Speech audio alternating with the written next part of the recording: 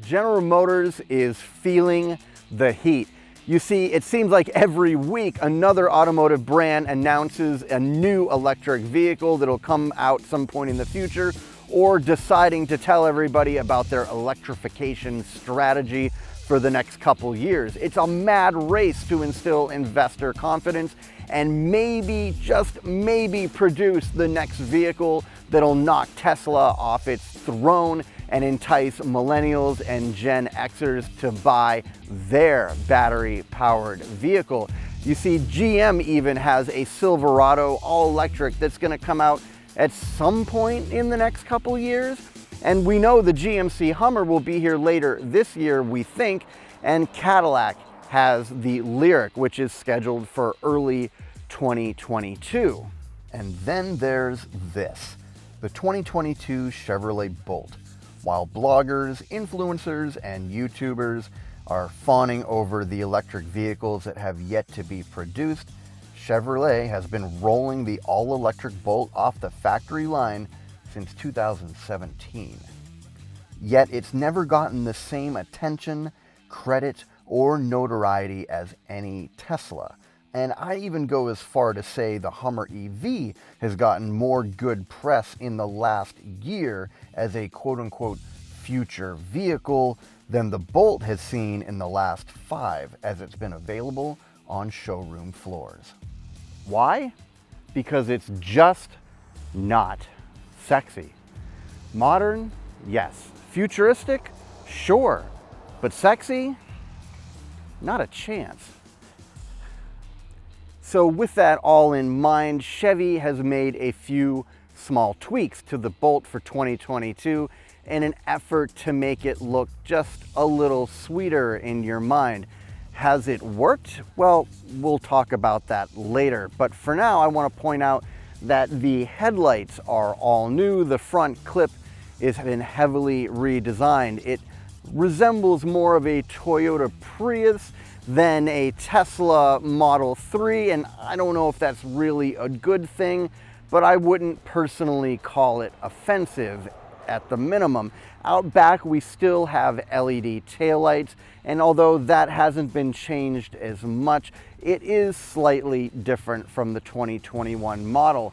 The rest of the vehicle, the chassis it rolls on, is relatively unchanged. So overall, you still have a small, compact vehicle. The inside of the 2022 Bolt has seen the most improvement for this new model year. Gone is the white plastic space interior that kind of filled the last generation. It's been replaced with a much more conventional leather type interior with traditional chrome accents and plastic and stitching details. Another thing that I really like is this is one of the first vehicles to feature GM's brand new 10-inch infotainment center. I've only ever seen it on the Buick Envision until now, and it's rolling out to other vehicles as the model years go on. It has all the features that the last generation infotainment system did, but with a bigger screen so it's easier to see and use.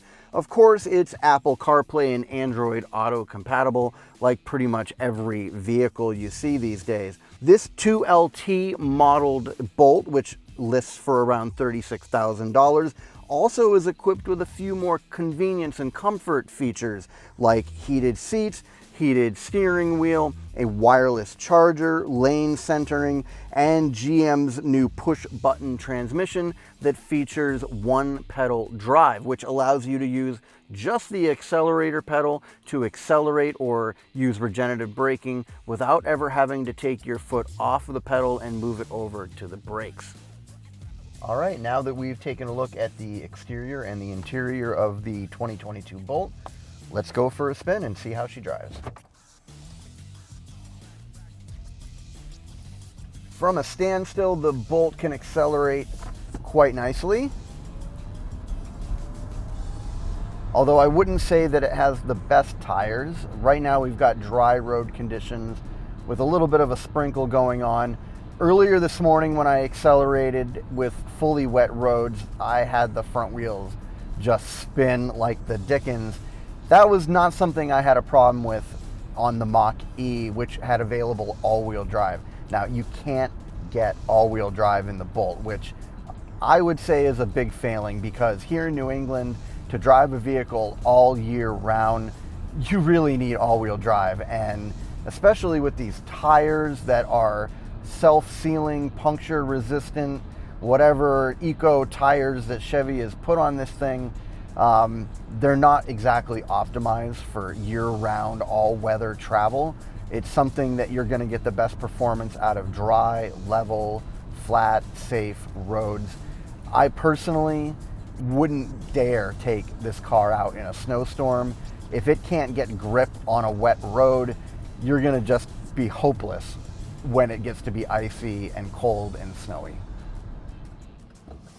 Kind of interesting, sitting here at the stop, the blinker is the loudest thing that you can hear. Not the stereo, or obviously the stereo is not on, but not the HVAC, not the outside road conditions, but the blinker sound is absolutely deafening because it is the thing that you can hear at the moment.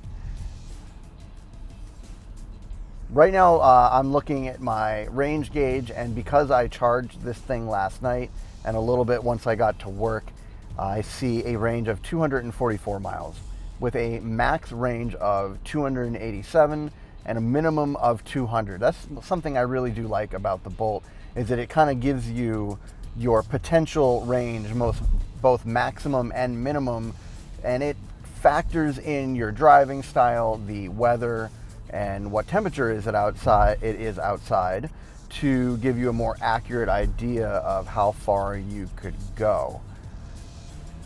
Now we're getting a little bit faster here, and the Bolt is actually quite a nice handler.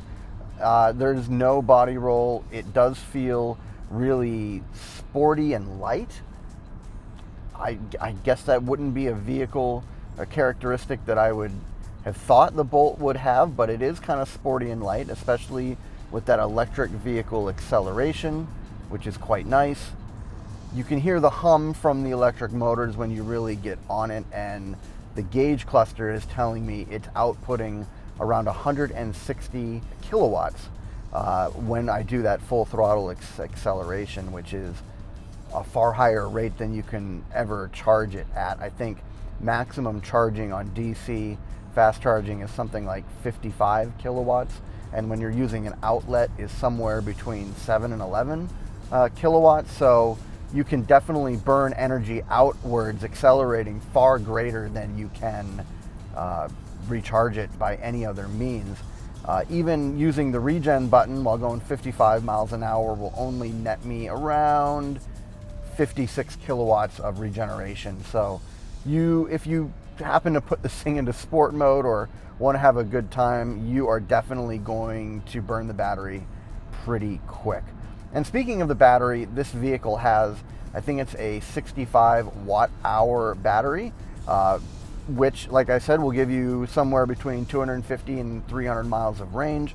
That's a little bit less for capacity than the Mustang Mach-E, which runs between 68 watt hours or kilowatt hours for the standard pack, up to 88 kilowatt hours for the extended range pack. But you're still talking about high 200s to around 300 miles of range for the both of them. That said, the Mach-E is a lot bigger with more passenger room and more cargo room than the Bolt. So speaking of comfort, I did want to mention that Chevy has put new seats here in the Bolt for 2022. They are now power adjustable, whereas the 2021 model was manually adjustable. Now, I drove the previous generation Bolt last year, and I wouldn't say that the seats were my biggest complaint, but it is really nice to have a more fine-tuned adjustment over the lumbar, the seat angle, the seat height. I am able to get it in a slightly more precise zone, and I feel like they're really good. I could commute in this thing any day, and I don't think it would hurt my lower back or my legs at all. It would just work out pretty good.